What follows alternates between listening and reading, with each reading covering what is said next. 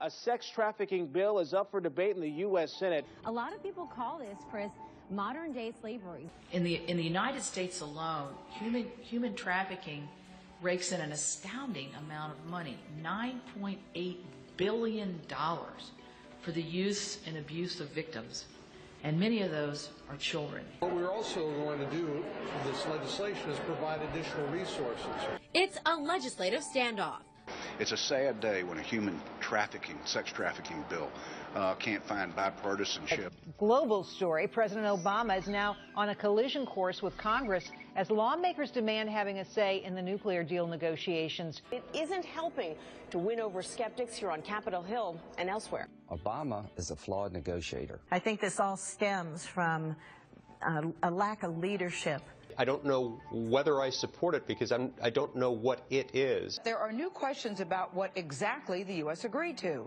The president announced at the very beginning of the negotiation he was intending to lift all sanctions, and that was the wrong way to go. I'm very, very skeptical that the national security of the United States is going to be protected by this agreement. The only deal that in my mind is acceptable is one that does not allow Iran to enrich uranium or reprocess plutonium. A nuclear Iran is the single worst thing that can happen in the region. There are grave reservations about the path the president has taken us down on both sides of the aisle. Who gets to decide whether it's a treaty? I mean, the Constitution's pretty clear that the Senate has to pass judgment on treaties. How can you make an agreement like that, enter into a treaty like that, where one of the governments is lying to their people? That doesn't make sense. You would think the president would want to come to the Senate because it would strengthen his hand. The concern that we've had is that the administration seems to be kind of just going around the Congress on this, and more recently talking about actually going to the UN, which I think is crazy. And that's why it's so important